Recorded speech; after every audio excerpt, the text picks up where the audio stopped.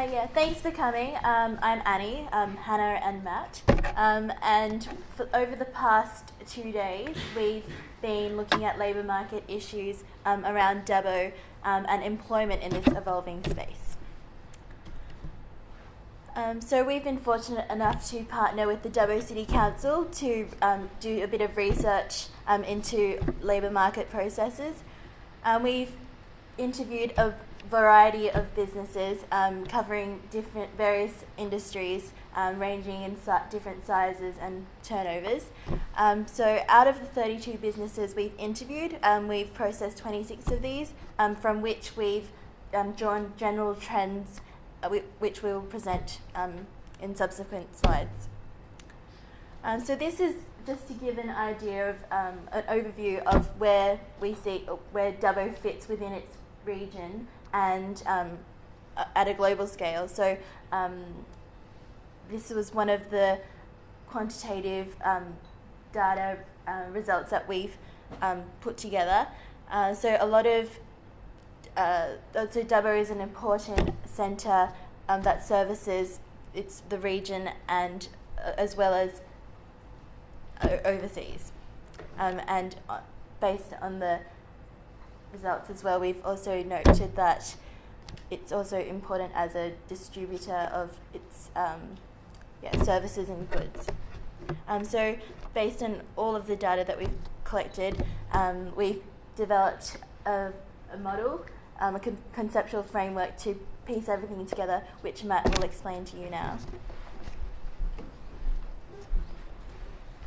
Hi, so yeah, as Annie mentioned, we had a diverse range of interviews with a really diverse range of concerns, and so what we then did with the information was attempt to tie it all together into a sort of cohesive framework which sort of traced the issues and the pros and cons that businesses were saying that they were finding in their experience of Dubbo.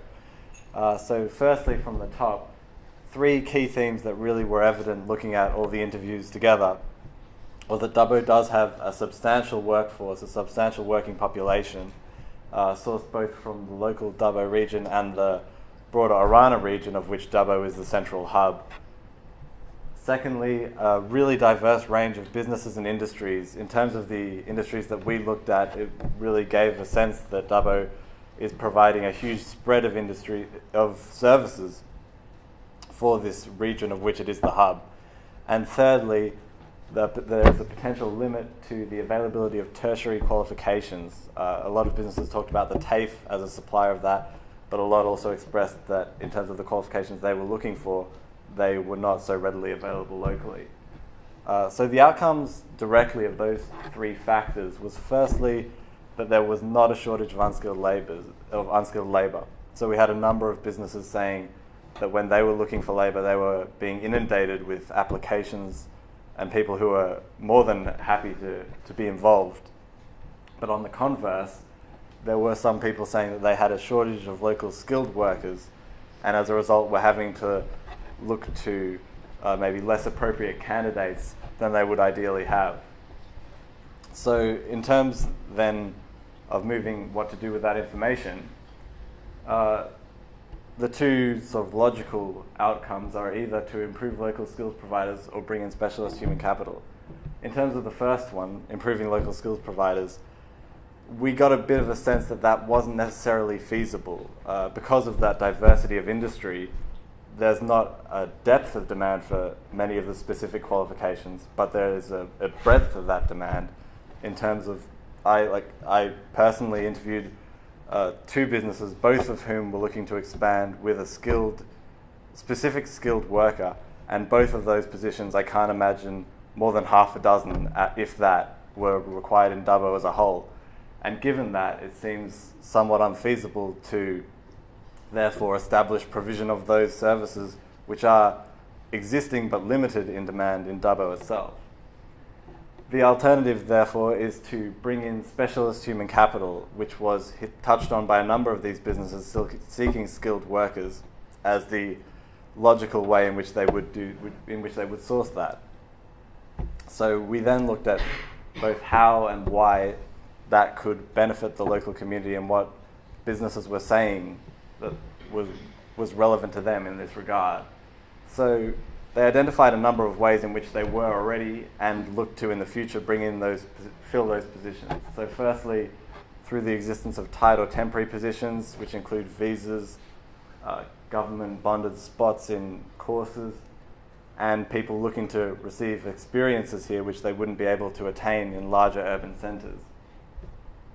They also identified the return of specialised rural residents, that is, people from Dubbo or the surrounding region who had left, achieved higher levels of qualification and were now looking to return, as a key source of skilled employees.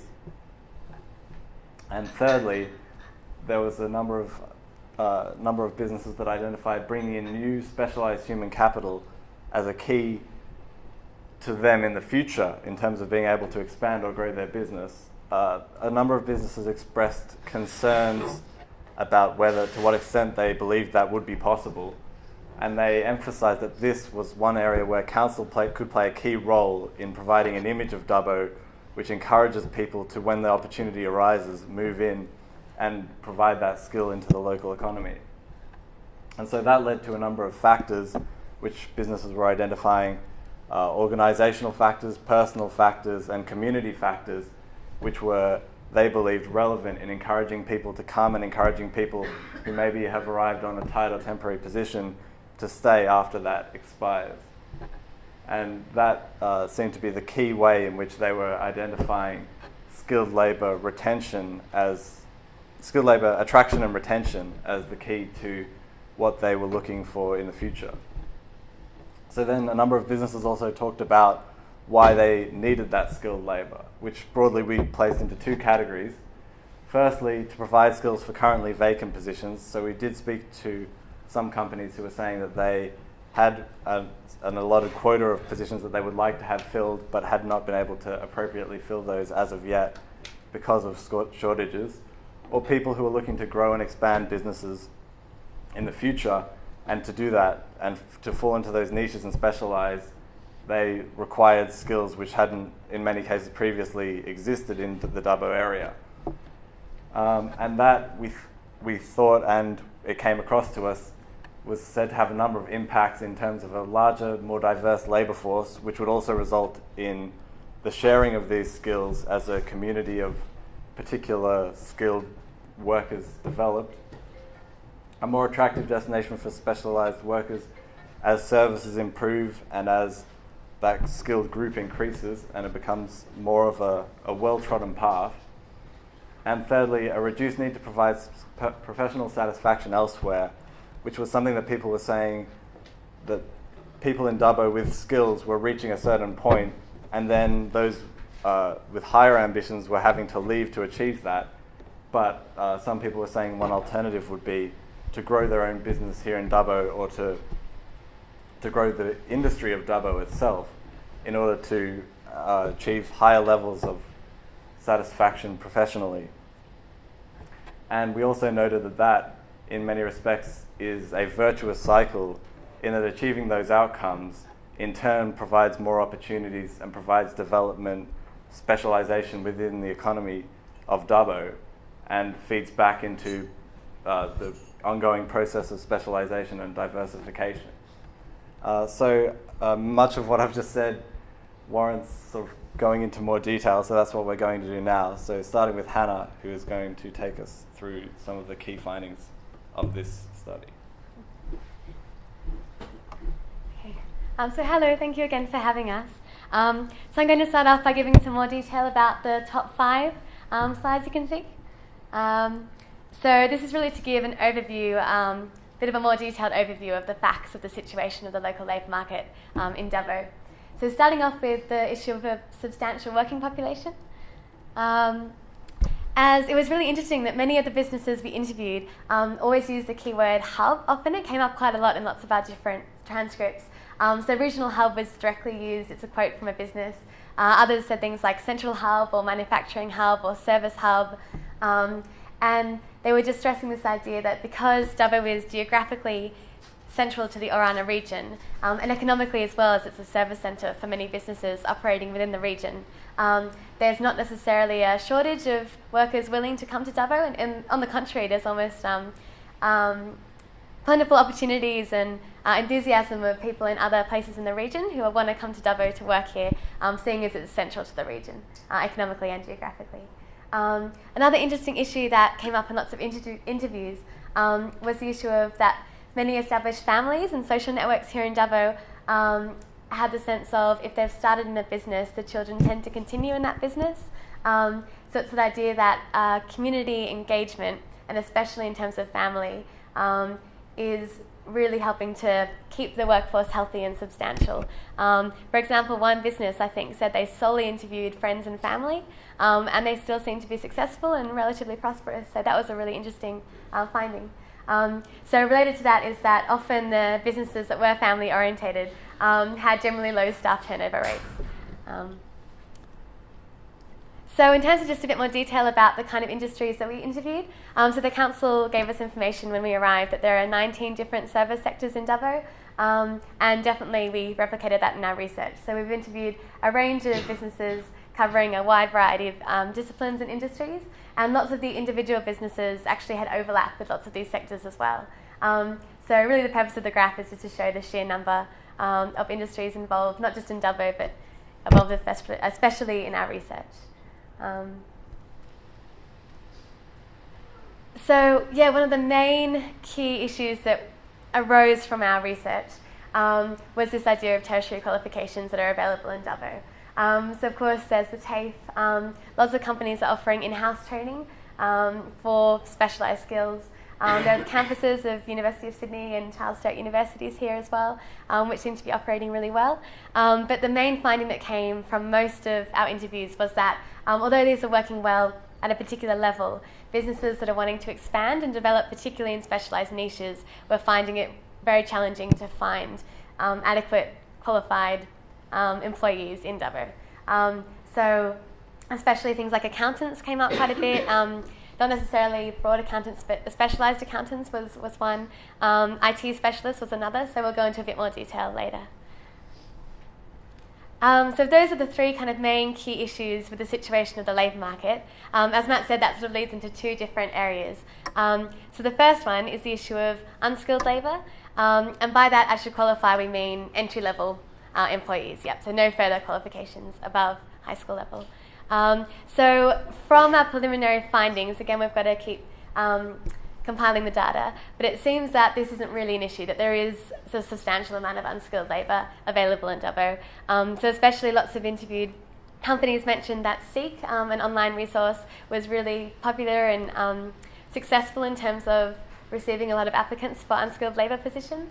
And again, the issue of international migrants are in relatively ready supply for more unskilled positions, and they're willing and enthusiastic to take on those positions.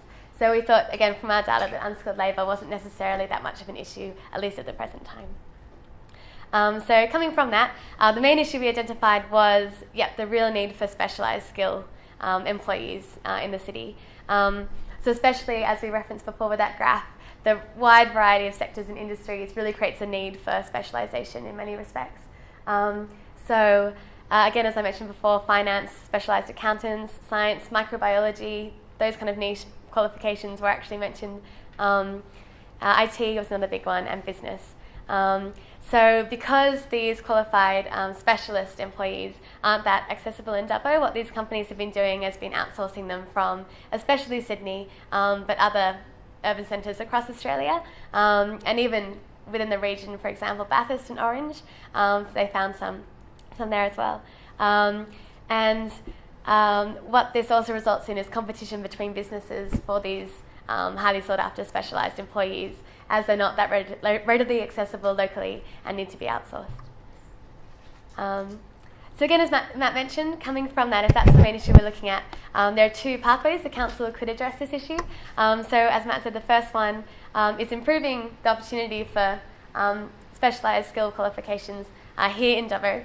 And by infeasible, we should stress, obviously, it's not impossible, but for the purpose of this study, it requires a lot further scrutiny, because again, as Matt mentioned, one of the main issues is that, for example, if, say, two businesses require microbiologists, which of course is a very niche field, it's economically inviable for, say, the TAFE to establish a microbiology course, if only, say, half a dozen people will sign up for that course. So that's one of the issues, is just the breadth of the niche market.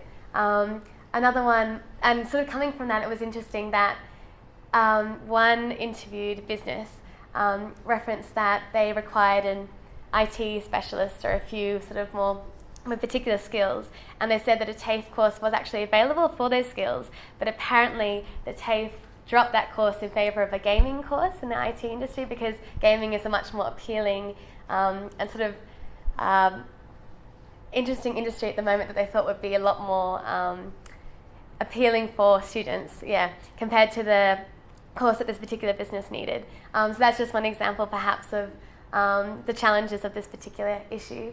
But again, absolutely not impossible, and there are opportunities for the council or local governments to try and encourage students even to study further afield, but then to return to Dubbo. So there are lots of ways this could be approached, but for the purpose of our research, we're going to focus on a different way to approach this need for skilled specialists. Which is namely that bringing in of specialist human capital from other areas. So I will invite Annie to come and talk a bit more about that.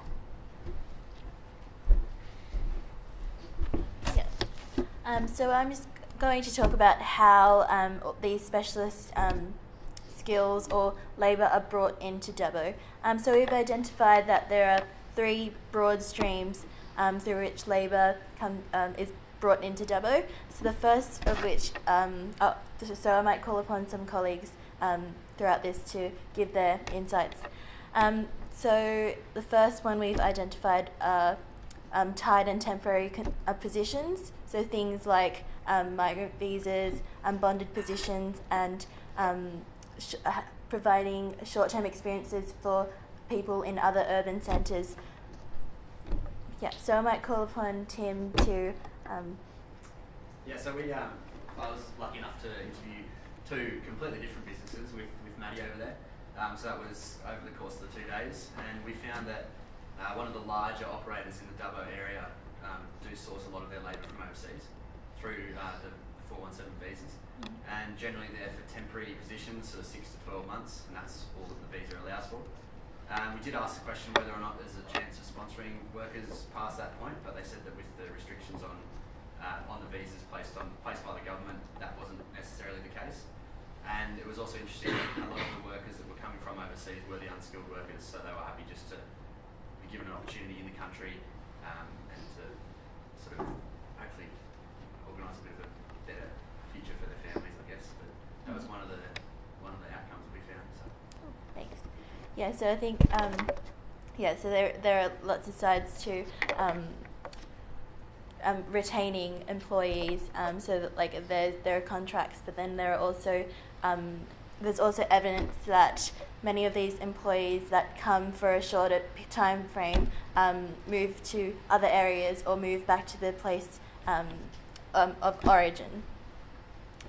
So we've also, the other stream is a stream of labour sourcing, comes from the return of specialised rural regional residents, so people who are familiar with living in rural and regional areas who have left for employment or other factors and wanting to return to Dubbo or a regional area. So factors such as family and social networks that keep people or bring people back. There's evidence that employers are actively targeting these individuals in particular, as it's easier for them to then attracting new human capital. And another benefit of this is that people have been trained outside of these regional centres of Dubbo and have these qualifications and experience which they can bring and further benefit the industry or the economy. And then the third stream is a new specialised employees from urban areas who aren't necessarily familiar, and we see that this is particularly a group that the council might want to, I guess, look into further in attracting. So niche demand for specialised labour really calls upon these skills that that aren't available locally. But there has been some expression of reluctance of urban dwellers to move to areas. So that seems to be like the perception or the experience that employers have had in recruiting people from other urban areas. But we from this chart we see that the majority of Dubbo's workforce from the interviews that we've gotten is sourced locally, but a lot of workers come from the Greater New South Wales, by which we refer to, like including Sydney, but mainly like regional and rural areas. So from this, we've identified the factors that, I guess, retain and attract these people. So we've broken it up into three main categories: personal factors, organisation factors, and community factors. So with personal factors, like I said before, family, social networks, a few businesses mentioned the quality of life and relative cost of living. So people are looking over the range with higher cost of living. With organisational factors, things such as job satisfaction and career advancement opportunities are very key to retaining employees within the region, within companies or businesses, and then within the region. So we've identified that the council's role in this would be promoting consultation and with businesses and communities to foster this environment of economic growth. The role of the council in promoting, of facilitating this, attracting using like websites, but also at another level, maintaining and building infrastructure. They were really key. And another thing was that some of the businesses we interviewed highlighted that the image and the broader perception of people looking at Dubbo externally, and the importance of the council in promoting or fostering a different image, or something that would be more attractive for people to want to come and work here. So things like encouraging cultural diversity or acceptance and awareness of issues such as with disabilities and race as well. So I'll hand over to Matt to tell you about why skills are needed. So we broadly had two main categories of people and businesses who were looking to add skills. Firstly, that was to provide for skills in currently vacant positions in pre-existing positions in pre-existing companies. So often that problem was being solved by the employment of under or overqualified employees, neither of which seems to be an ideal outcome, and in some cases it was mentioned that employees had been let go in the past because they were not able to fulfill the requirements of their job. And there were also anecdotal evidence of some employers being reluctant to hire the available candidates who were overqualified for a position that they were looking to fill. And there was also an additional factor, which was even when these positions were being filled, there were some businesses who were reporting that they didn't feel that they had a broad choice of employees that they could look to in the event that they wanted to replace any current member of staff. And they were referring to very low turnover rates, which in one sense is a clear positive in that it displays that people are happy to stay and happy to be involved in the industry and the city itself. But on the other hand, maybe shows that there is not a depth of people who are also applying for those positions and are keeping those positions rotating as new candidates come along. So then the other category was a shortage of skills in businesses which were looking to expand and grow. So in many cases, these skills demanded were, as mentioned before, niches or specialist positions which may not have existed in Dubbo at all previously.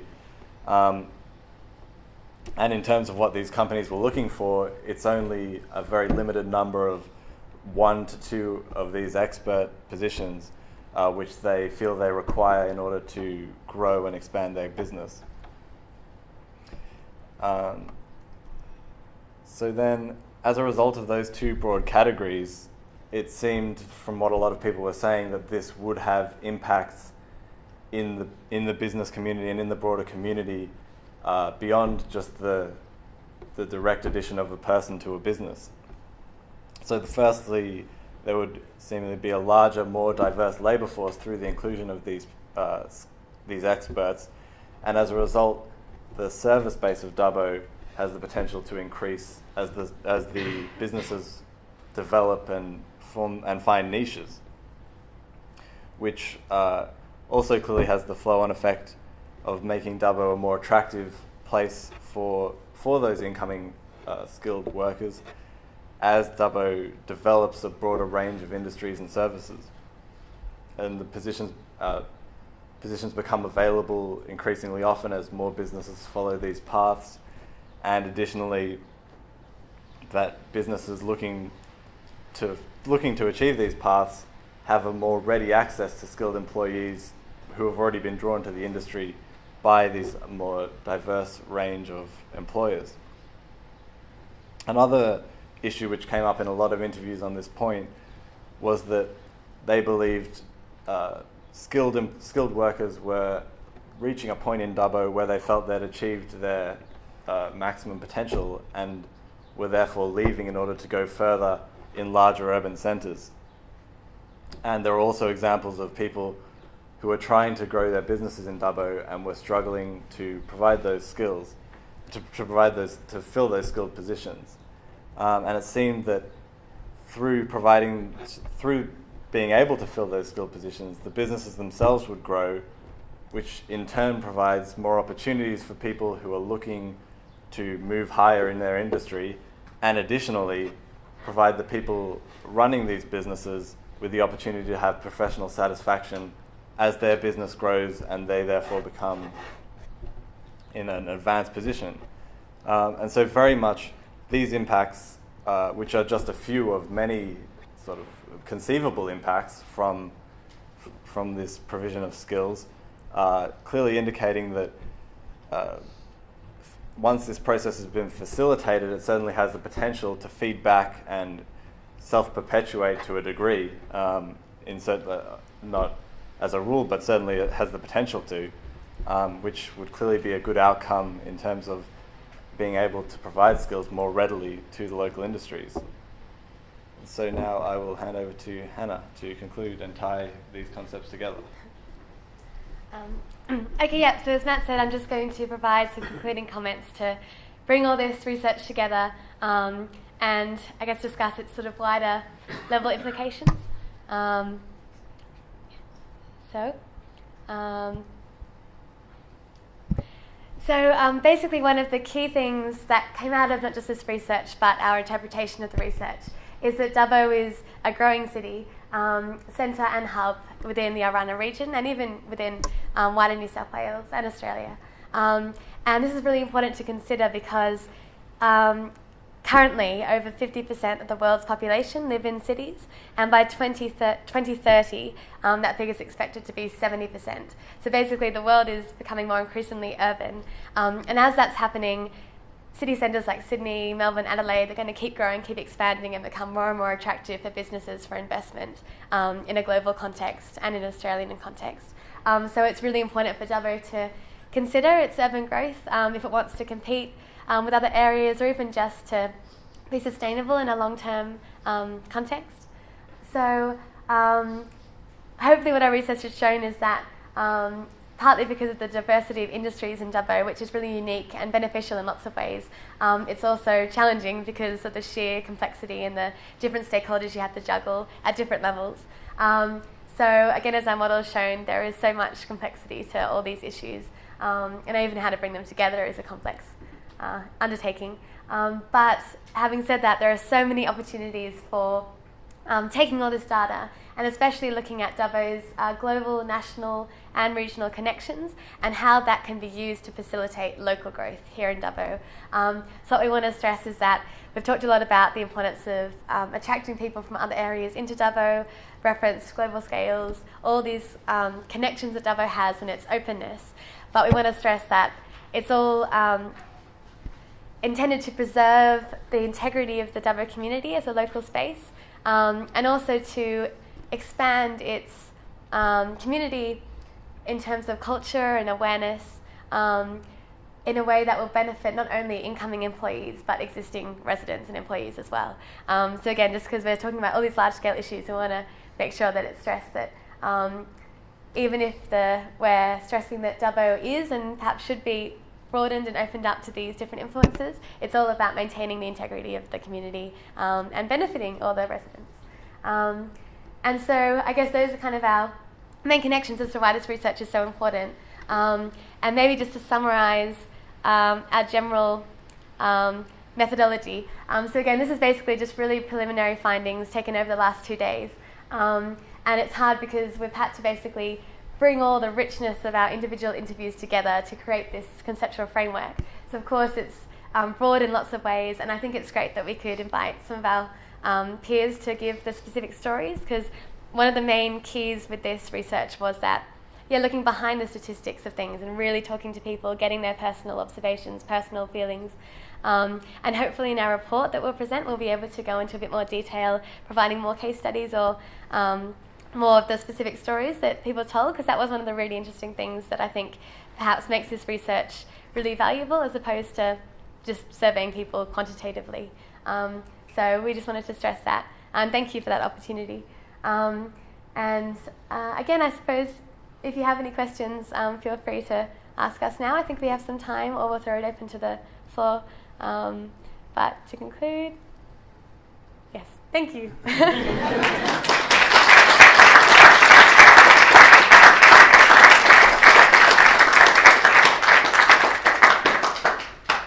Well, I suppose Professor Bill and students certainly welcome to Dubbo, and if that's 2 days' work, I certainly look forward to the end result. They were very good presentations, guys. Thank you. Dubbo is an interesting place, and as I came in speaking with Professor Bill, I was curious to know how many people had actually been to Dubbo previously, and Bill said probably not a lot to Dubbo, but certainly had been to rural locations, and certainly when we get new staff at Dubbo Council who come from, say, Sydney or Melbourne or Brisbane, after a couple of months I'll ask them, how are you going with the cultural change? And it is a cultural change, there's no doubt about that.